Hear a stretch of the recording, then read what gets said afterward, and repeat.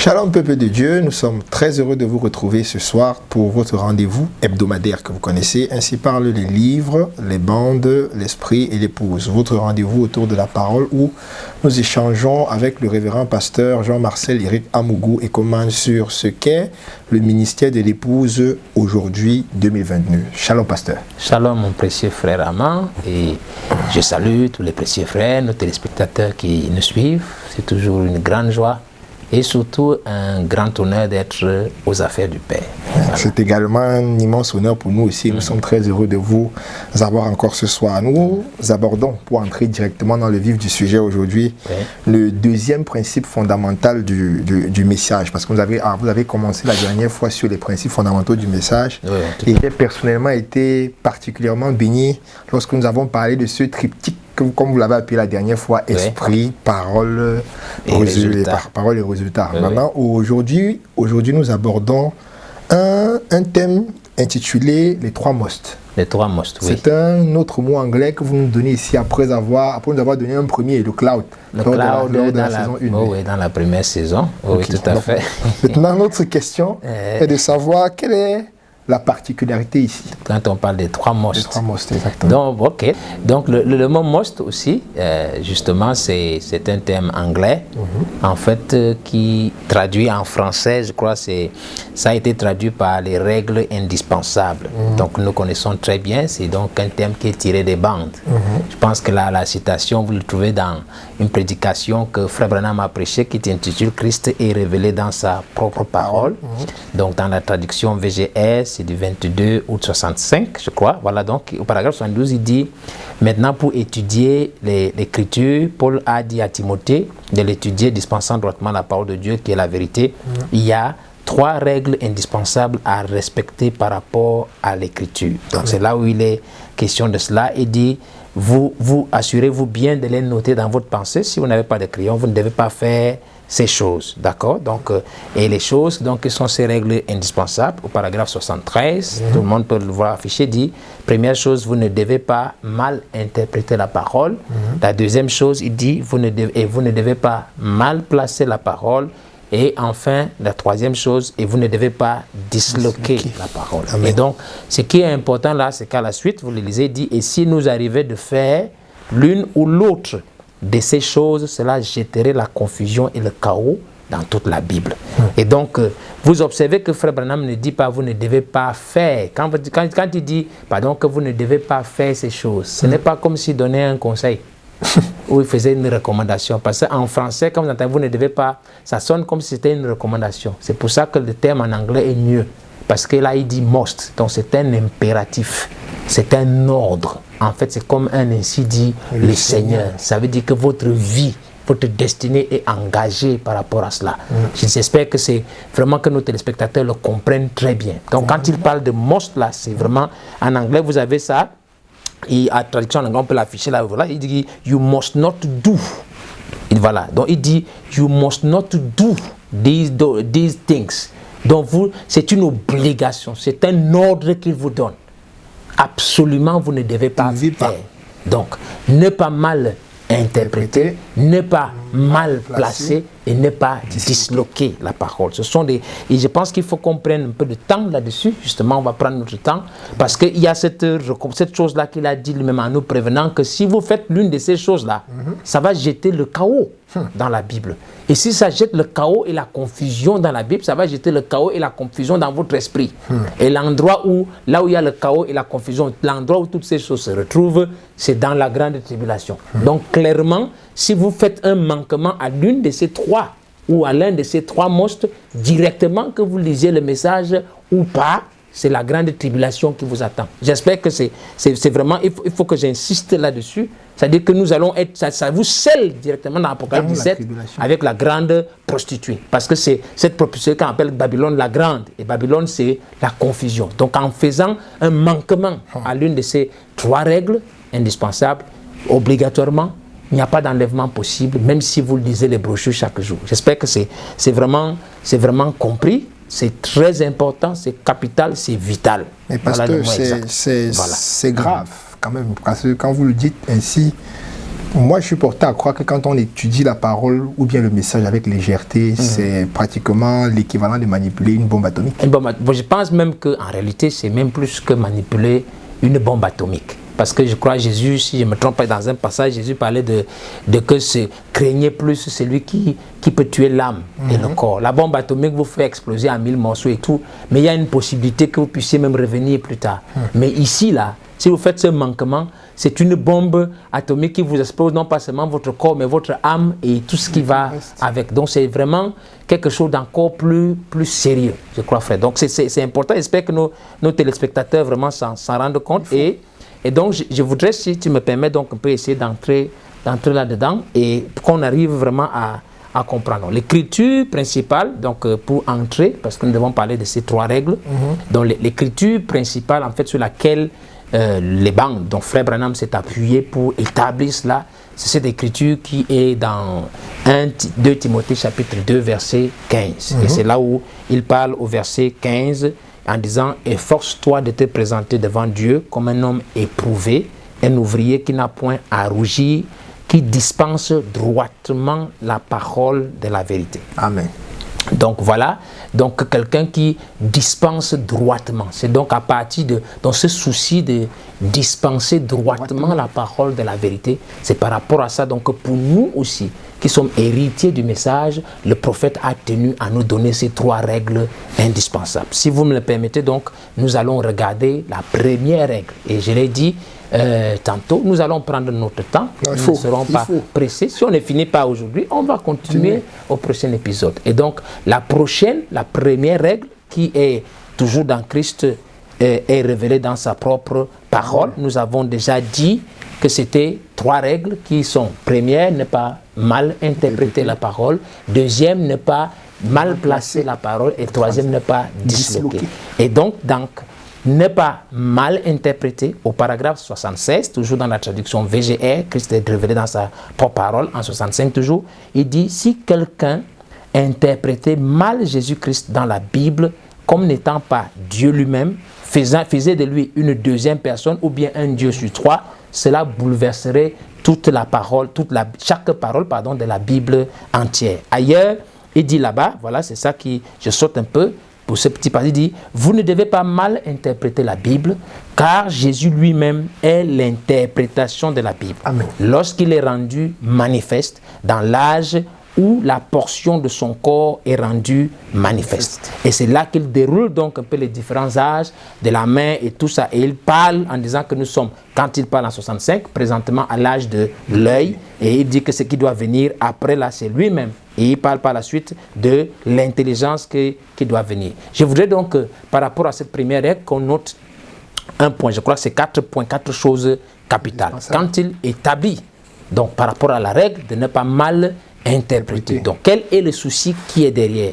Derrière l'interprétation de la parole, il y a un premier point qui est de ne pas violer le premier commandement. Parce qu'il n'y a qu'un seul Dieu. Il n'y en a pas plusieurs. Donc, si vous apportez une interprétation qui donne à penser qu'il y a plusieurs dieux, votre interprétation est fausse, ça jette le chaos et la confusion. La deuxième chose, il dit que c'est Jésus lui-même, parce que j'espère que tout le monde a vu que c'est Jésus lui-même qui est l'interprétation de la Bible. Donc, Jésus lui-même est l'interprétation de la Bible, et le message et la Bible, c'est la même chose. Donc, Jésus lui-même est l'interprétation du message. La troisième chose, il dit, l'interprétation maintenant, c'est quoi? C'est lorsqu'il est rendu manifeste dans l'âge où la portion de son corps est rendue manifeste. Ça, c'est la troisième chose capitale que nous retenons. Et la quatrième chose, parce qu'il a dit où la portion de son corps est rendue manifeste, il nous dit donc que Jésus est un corps. Et donc, un corps, c'est un ensemble de plusieurs membres. Nous sommes d'accord? Donc, si nous parlons donc d'un corps, il s'agit d'un ensemble de plusieurs membres. Et donc, si nous sommes dans l'interprétation, c'est quand lorsque Jésus est rendu manifeste dans l'âge où la portion de son corps est rendue manifeste. Donc, en clair, Jésus étant l'interprétation, Jésus étant corps. Regardez un peu si vous avez mon corps ici. En fait, parler d'interprétation, c'est comme ramener à dire, ok, je suis en train de te pointer du doigt, n'est-ce pas? Tu ne diras pas qu'il y a un doigt qui vient vers moi, mais tu diras, le pasteur ou le frère Eric est en train de me pointer du doigt. Donc en réalité, ou bien peut-être si je t'envoie un coup de pied, tu ne diras pas que bon, un pied est venu me frapper, mais c'est le pasteur qui m'a donné le coup de pied. Donc la loi du corps veut que chaque action de chaque membre du corps soit attribuée au corps entier. Amen. Donc Jésus est l'interprétation. Ça veut dire que quand son doigt agit, c'est Jésus qui agit. Quand son nez agit, ce n'est pas un nez qui est venu vers moi, mais c'est toujours Jésus. Je ne sais pas si voilà, donc c'est cela. Donc en réalité, c'est très important de le voir. Et donc quand on dit Jésus est l'interprétation de la Bible, lorsqu'il est rendu manifeste dans l'âge où la portion de son corps est rendue manifeste, donc quelle qu'en soit la manifestation, cette manifestation a un seul but, c'est-à-dire c'est de magnifier la divinité de Jésus-Christ. Donc à la fin, quel que soit ce qui se passera comme manifestation, la seule chose que nous devons voir qui doit ressortir, c'est Jésus-Christ. S'il y a autre chose, votre interprétation est fausse. Donc comme je disais tout à l'heure, quand mon pied agit, on ne dit pas qu'il y a un pied qui se balade. Parce que le seul endroit où vous avez un pied qui se balade tout seul, c'est dans les films d'horreur. Donc on va dire, mais nous ne sommes pas dans un film d'horreur, nous sommes dans la vie. Donc quel que soit ce qui se passera, que mon doigt bouge, c'est de moi qu'il s'agit. Si quelqu'un voit mon doigt passer, il ne dira pas qu'il a vu un doigt passer, il dira que j'ai vu le frère Amogo qui passe. Voilà. Donc c'est cela, je pense que c'est très important de comprendre ces choses-là. Et donc, parce que la Bible, je crois, Romains nous dit que toutes choses, je crois que c'est Romains chapitre 11, on peut le regarder, on dit c'est de lui, par lui et pour lui que sont toutes choses. Il est en train de parler de Dieu, mais nous savons que Jésus-Christ est la révélation du Dieu Tout-Puissant. Et dans Jean chapitre 1, on parle de ça aussi, là où il est dit au verset 3, je crois que j'ai la traduction en anglais, parce qu'on dit que, parce que vous savez, en français, parfois, dans Louis II, on parle de toutes choses ont été faites par elle. Quand au commencement était la parole. La parole, vous ne voyez pas, mais en fait, ailleurs on dit le verbe, mais c'est le logos. Le logos, c'est him. C'est une personne. C'est pour ça que j'ai pensé vous montrer aussi la version en anglais, où il est dit que all things were made by him. Donc, the God, c'est un nom masculin. C'est une personne. Amen. And without him was not anything made that was made. Donc, en dehors de lui, rien n'a été fait. Donc, pour rattraper un peu ce passage de Romains qui dit que toutes choses ont été faites par lui et pour lui. Donc, quel que soit ce que nous avons, quand nous disons que nous interprétons la parole, donc, quelles que soient les manifestations qui devront se dérouler, la seule personne qui doit ressortir là-dedans, c'est lui, Jésus-Christ. Je ne sais pas si, j'espère que c'est assez clair. Et donc, tu ne peux pas voir le nez et dire que c'est autre chose que Jésus-Christ. Chaque élément de son corps identifie le corps en entier. En entier. Voilà, donc c'est ça. Pasteur, il semble que ça règle une question là.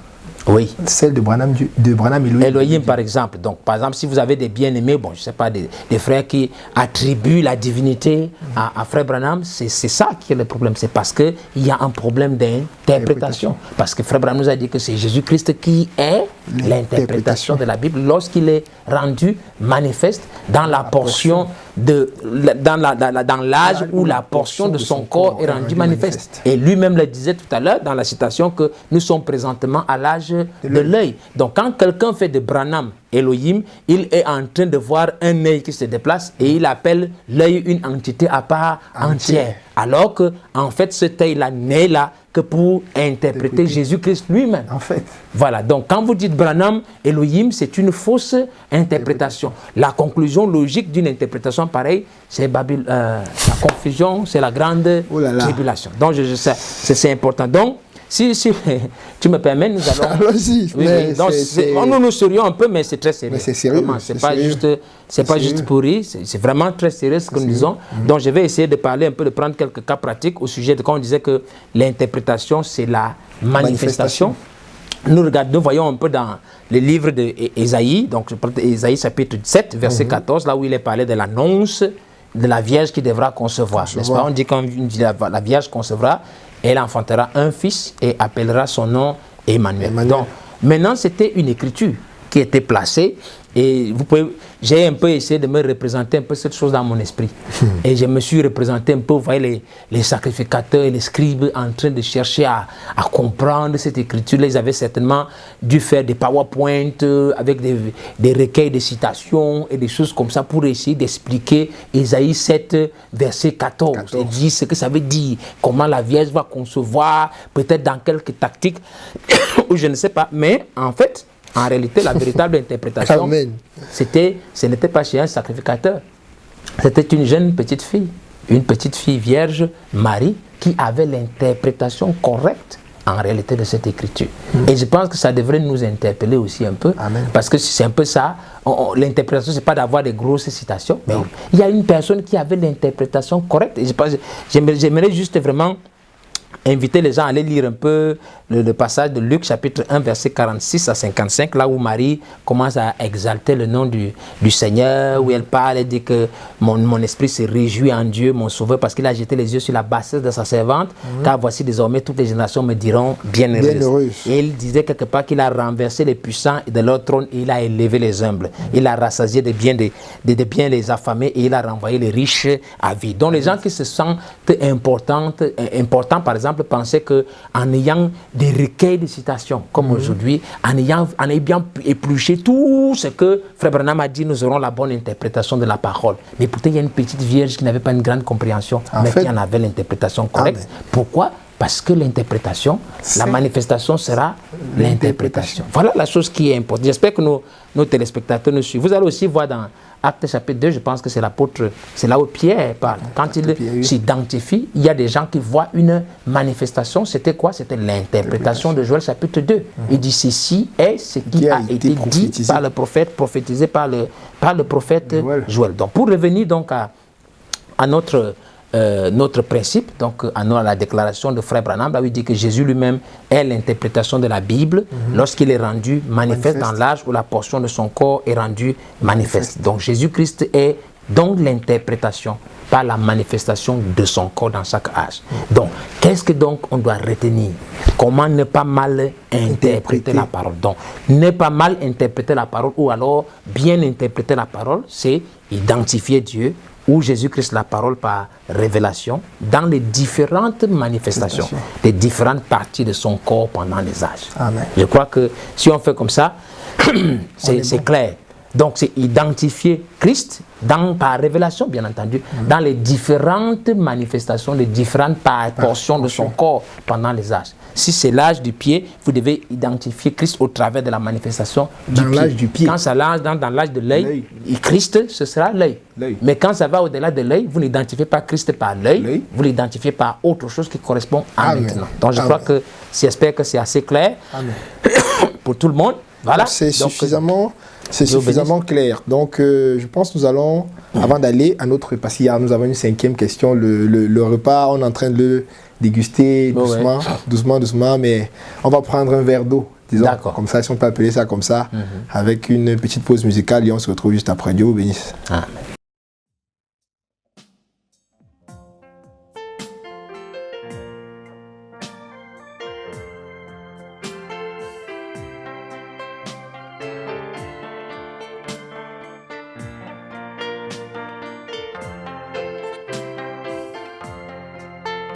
Seulement la guérison du corps, parce que la chair et le sang n'hériteront point le royaume. Touche à mon âme, c'est aujourd'hui que tu me délivres. Je ne porterai plus cette vieille nature, l'Esprit de Dieu ne l'a jamais aimé. Change ma nature, change-moi. Change ma nature, change ma nature. Change ma nature, change ma nature. Sauveur, sauveur, change ma nature. Change ma nature, change ma nature. Change ma nature.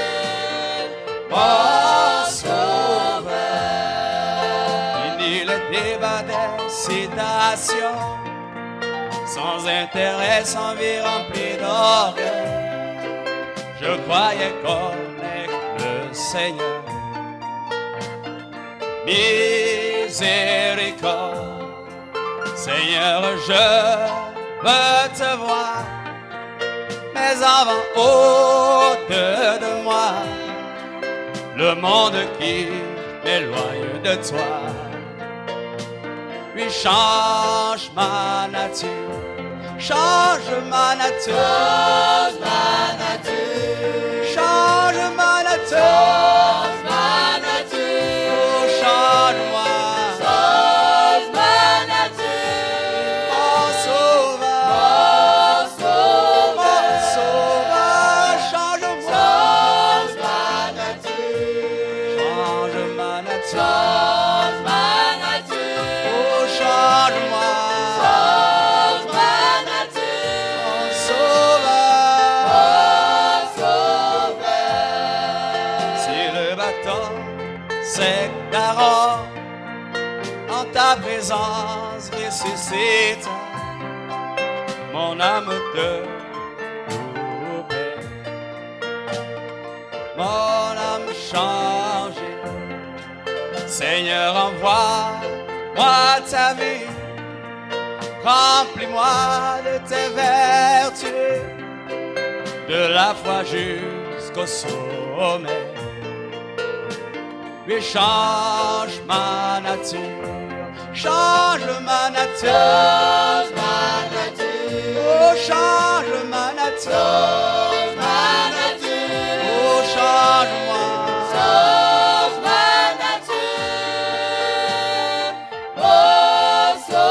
mon sauveur, change-moi, oh change-moi, oh brise-moi, mon sauveur, brise-moi, change ma nature, oh change-moi,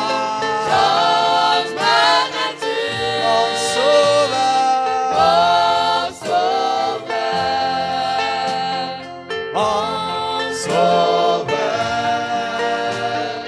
mon sauveur, mon sauveur, mon sauveur, change ma nature, mon sauveur, mon sauveur, mon sauveur, change ma nature.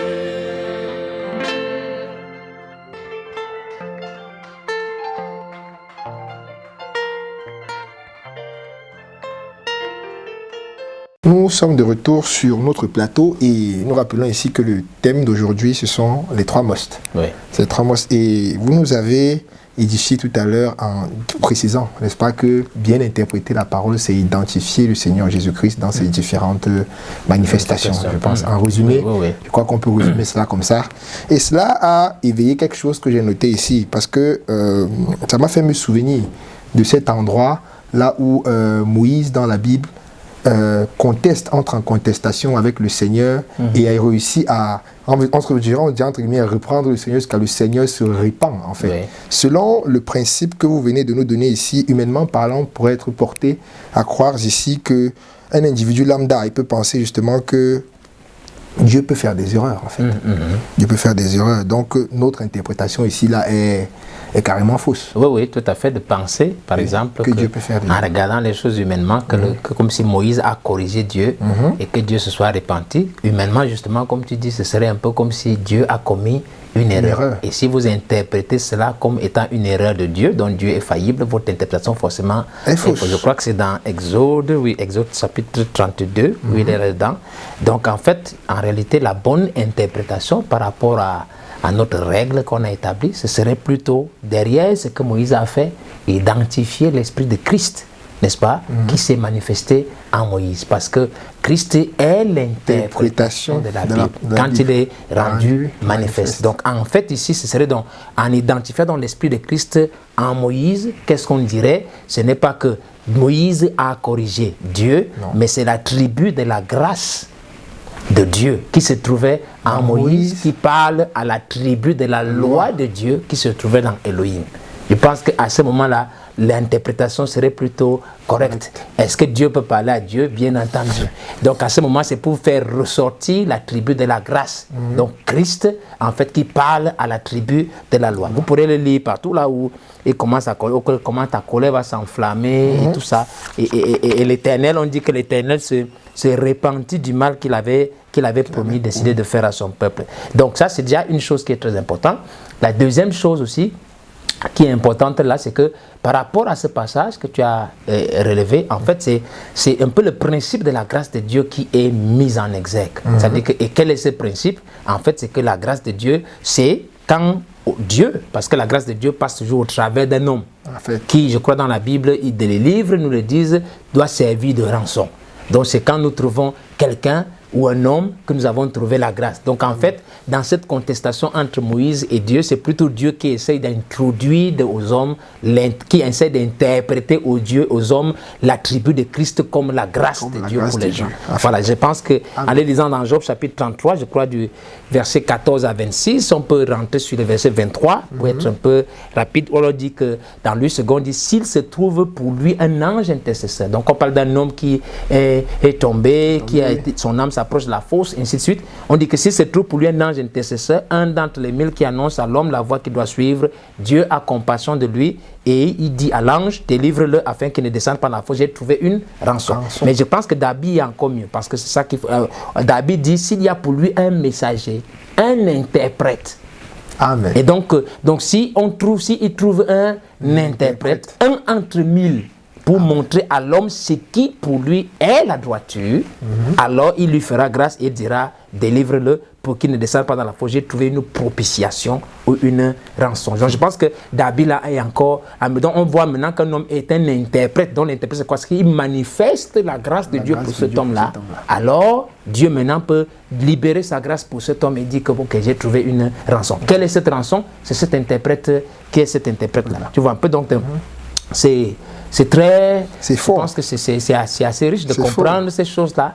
La notion d'interprétation, moi particulièrement, m'avait beaucoup édifié. J'espère que ça vous édifie. Ça m'édifie aussi. Et donc, alors, pasteur Paul, par exemple, n'est-ce pas, s'il a persécuté les chrétiens, c'est en fait parce qu'il a mal interprété, simplement. Voilà, par exemple, aussi, sur ce passage, je crois que c'est Actes chapitre 9, quelque chose comme ça. Oui, surtout. Voilà, donc dans Actes chapitre 9, où on a dit, justement, Paul, en fait, l'interprétation qu'il avait, c'est qu'il avait trouvé des hérétiques, c'est comme ça qu'on dit ça. Voilà, donc des gens de la secte qui s'opposaient en réalité à la doctrine qui était fondamentale, la doctrine, comment dire ça, orthodoxe de l'époque.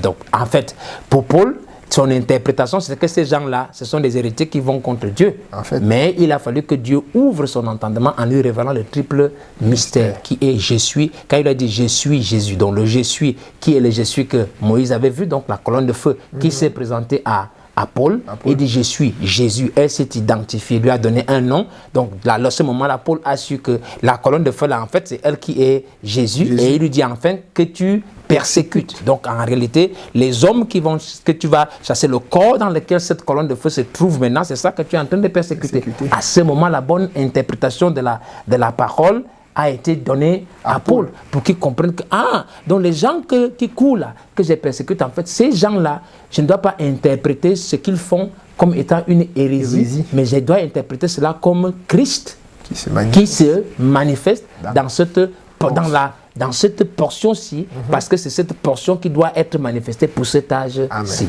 J'espère que c'est très important que tout le monde saisisse ça.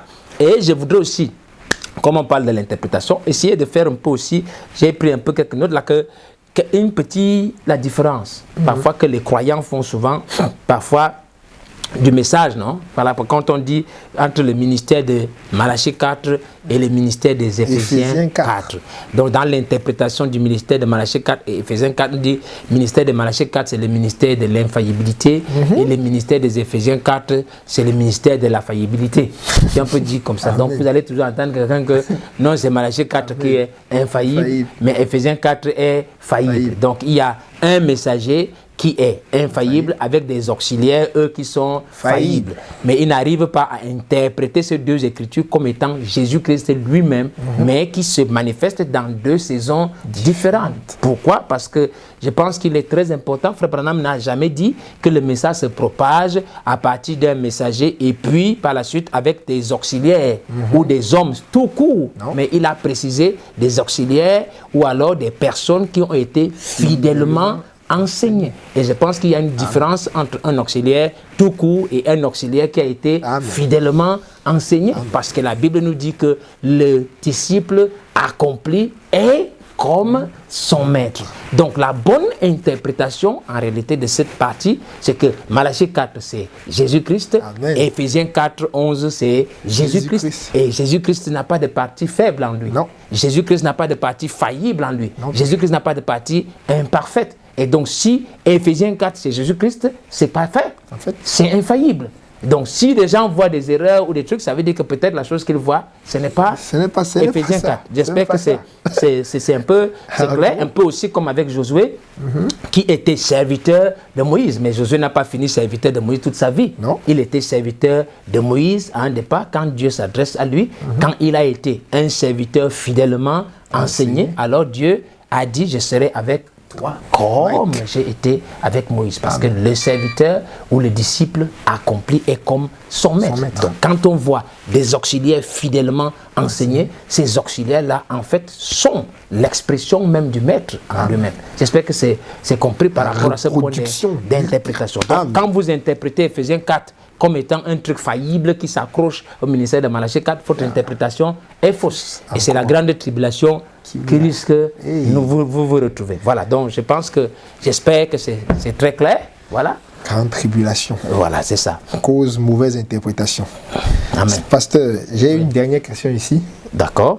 Est-ce que vous croyez que les 7 tonnerres sont révélés?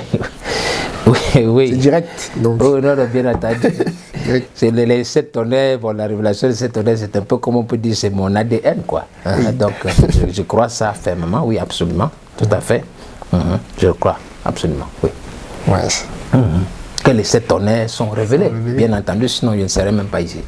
Voilà. Wonderful.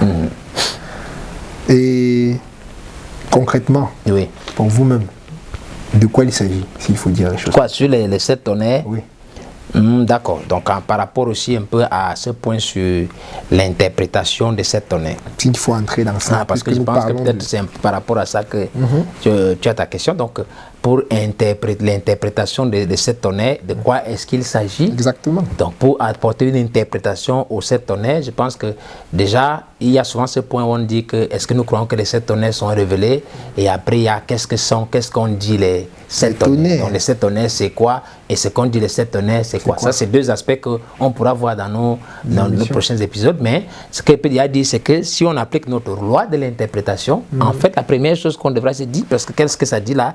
On dit que la bonne interprétation, on applique la définition, non? Jésus lui-même est l'interprétation de la Bible. Et puisqu'il s'agit de 7 tonnerres ici, Jésus-Christ est l'interprétation de 7 tonnerres lorsqu'il est rendu manifeste dans l'âge où la portion de son corps qui correspond au temps de 7 tonnerres est rendue manifeste. Donc la première chose qu'on peut dire, c'est que Jésus-Christ, les 7 tonnerres, c'est Jésus-Christ. Nous sommes d'accord. Voilà. Et quel est donc le temps dans lequel Jésus-Christ, les 7 tonnerres doivent être rendus manifestes? On a dit que c'est au jour de la voix du 7e ange, selon Apocalypse 10, chapitre 10, verset 7. Donc la première chose d'abord qu'on doit avoir dans son esprit, clairement, c'est que si on parle de l'interprétation de 7 tonnerres, Jésus-Christ est. C'est-à-dire que nous devons accepter que le 7 tonnerres, c'est Jésus-Christ rendu manifeste. D'abord en Frère Branham lui-même, parce que c'est au jour, en ce temps-là, et ensuite aussi correspondant à la portion du corps de Jésus qui correspond à cet temps. Parce qu'au jour de la voix du septième ange, il y a une épouse, il y a un groupe de gens. Donc les 7 tonnerres, c'est Christ manifesté en Frère Branham, et les 7 tonnerres, c'est Christ manifesté dans la portion de Christ qui correspond au temps-ci. Donc voilà ce que c'est. Donc maintenant, le reste, quand on dit de quelle manifestation il s'agit, on pourra revenir. Et j'ai une citation aussi, si tu me permets, dans ce que disent les bandes, essayer de rendre un service à Dieu sans que cela soit sa volonté. Traduction VGR. Voilà, on dit ici, la parole confirmée aujourd'hui. Hein?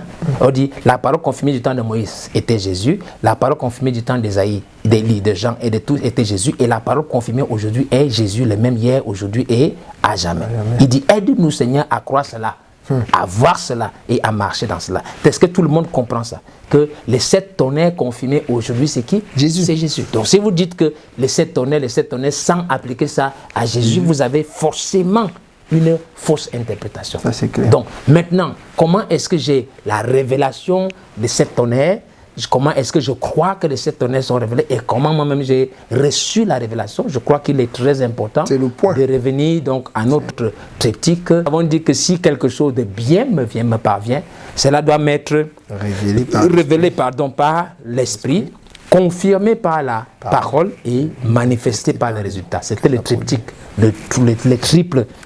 Le triptyque, révélation, confirmation et manifestation. Et pour moi donc, la première fois que j'ai eu la révélation par l'Esprit de ce que sont les 7 tonnerres, c'est quand Dieu m'est venu me révéler en moi, par l'Esprit, que Frère Coleman, donc c'était le 5 janvier 2013, que c'est Frère Coleman qui avait raison dans la compréhension qu'il avait. Et le 5 janvier correspond, je crois, au jour anniversaire, jour pour jour de la mort de Frère Coleman, qui était mort le 5 janvier 2012. Et donc, en me confirmant que cela est la vérité, c'est dans mon âme, on pourra parler de ça plus tard. Amen. La suite, donc de ça, le 16 mai 2013, c'est là que j'ai été, parce que j'avais dit que s'il y a une vérité, Frère Coleman était décédé. La même année. Voilà, donc il est mort. Joseph Coleman, je ne le connaissais même pas, il n'est pas de ma famille.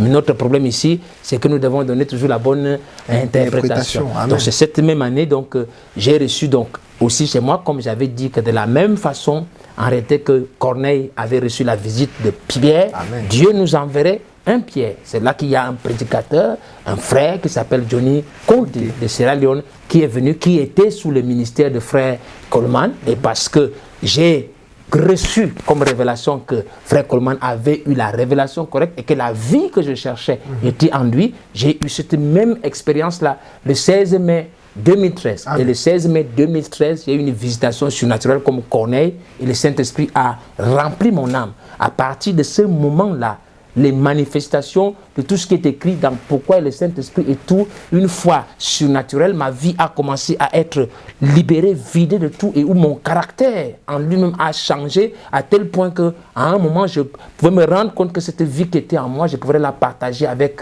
d'autres.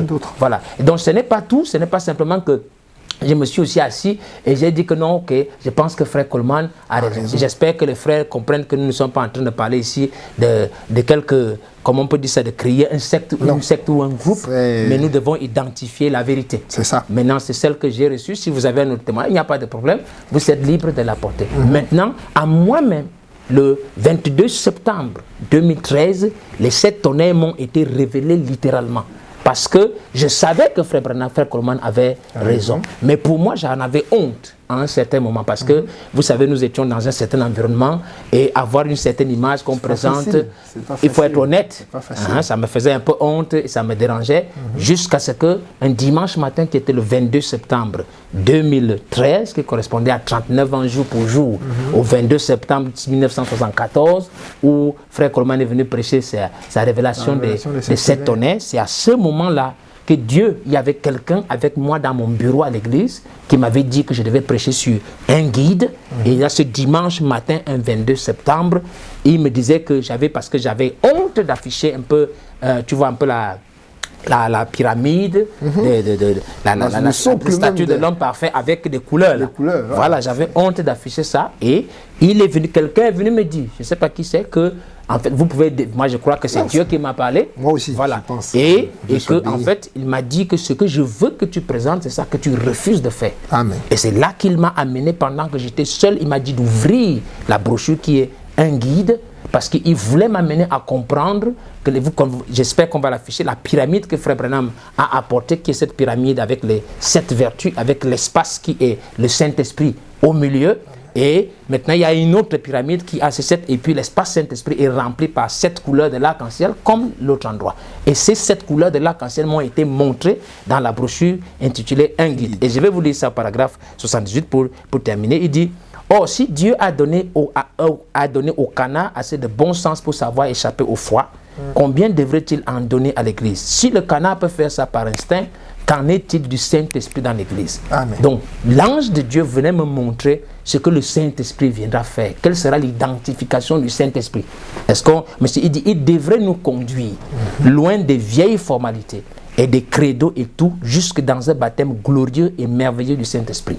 C'est ce qui produit la vertu, la connaissance, la patience, la piété et le Saint-Esprit. C'est à cela que conduira le vrai guide. Amen. Donc le Saint-Esprit que Frère Branham a laissé comme quelque chose de mystérieux en laissant la pyramide, quand à ce moment, ce dimanche 22 septembre, je vois que ce Saint-Esprit-là, en fait, c'est ça qui correspond donc à ces 7 choses. Donc le vrai guide devrait nous conduire à ces 7 choses-là. Et c'est pour cela donc que j'ai changé cette pyramide qui était vide, parce que la révélation m'est venue par cette pyramide qui est remplie. Et donc c'est une révélation par l'Esprit, confirmée par l'Écriture, qui est dans un guide, et ça a été manifesté, parce que ces mêmes vertus-là ont été manifestées littéralement en moi. Amen. Depuis ce jour-là, jusqu'à ce que en 2020, où je reçoive une commission, j'avais déjà fait à cette époque, en 2013, j'étais déjà près de 15 ans, plus de 15 ans dans le message. À partir de là, donc jusqu'en 2020, donc de 2013, pardon, jusqu'en 2020, c'est là que j'ai reçu la commission encore par l'Esprit et une confirmation de cette vie à l'intérieur de moi qui s'est manifestée, et que cette vie aussi que je peux donner au travers de laquelle donc je peux rendre témoignage et qui peut aussi être donné en partage à tout le monde ou à qui le veut aujourd'hui, n'est-ce pas? Donc voilà, un peu pour essayer de présenter notre triptyque révélation, confirmation, manifestation. Et c'est là que j'ai pu savoir que le Saint-Esprit, les 7 tonnerres, c'est le Saint-Esprit. Pas Saint-Esprit simplement comme mécanique, mais mécanique et dynamique. C'est l'identification de la personne de Jésus-Christ pour le temps dans lequel nous sommes maintenant. Nous allons peut-être, je l'espère, par la grâce de Dieu, prendre le temps de dérouler cela. Donc ce n'est pas une question juste que j'ai lu, que j'ai étudié, mais je peux savoir aujourd'hui que les 7 tonnerres sont Jésus-Christ, parce qu'il est l'interprétation de 7 tonnerres pour notre temps aujourd'hui. C'est l'identification, la chose par laquelle on peut reconnaître un ministère éphésien, qu'on peut reconnaître un chrétien qui doit faire partie de l'épouse. Voilà, nous pourrons continuer, parce que je sais qu'on va prendre tout un épisode pour parler de ça, mais j'espère que pour nos téléspectateurs, la chose est déjà un peu comprise. Voilà. C'est quand même, c'est grand. J'espère que ça peut être, si ça bénit quelqu'un, c'est bien. Et, et effectivement, c'est bénissant pour moi, et je voudrais véritablement vous remercier pour la précision avec laquelle les choses sont dites, et toutes les interpellations que ça suscite à l'intérieur de nous, surtout quand on sait que la foi, c'est une règle qu'on nous a donnée dans Hébreu, c'est à la fois, pas dans Hébreu ou dans Romains, autant pour moi, la foi vient de ce qu'on entend, et ce qu'on entend vient de la parole de Christ. Effectivement, voilà. Et j'espère que, en plus de moi, d'autres personnes également, leur foi qui grandit, également comme la mienne. Donc, nous sommes arrivés à la fin, pasteur. Quel est le menu pour le prochain épisode, j'ai envie de dire? D'accord, donc comme nous sommes sur nos 3 must, je pense que nous allons donc aborder, comme nous venons, je l'espère, on ne peut pas épuiser tout, mais nous avons abordé la première règle. Aujourd'hui, nous parlerons donc du 2e must, qui n'est pas mal placé la parole. J'espère qu'au niveau de l'interprétation, tout le monde a bien compris. Personnellement, je suis OK dans tous les cas. Voilà, donc bien interpréter la parole, c'est identifier Jésus-Christ dans ses différentes manifestations, des différentes portions de son corps, au travers des âges. Si nous retenons ça, je pense que les Branham, Elohim, Dieu, machin, tout ça, ça va passer. Et Éphésiens 4, faillible et toutes ces autres choses-là, ça va aussi passer. Et que nous ne nous arrêterons pas sur ce que nos yeux voient, mais que nous arrêterons sur ce que la parole dit qui doit être. Ça, c'est très important. Ça, je crois que c'est sur cette merveilleuse déclaration que nous allons clôturer l'émission d'aujourd'hui. Espérons vous retrouver la prochaine fois. Jusque-là, vraiment, restez connectés. Soyez là. Il y a beaucoup de très bonnes choses qui nous attendent. Donc, on se retrouve la prochaine fois. Et jusque-là, que le Seigneur vous bénisse richement. Shalom. Shalom. Dieu vous bénisse. Voilà.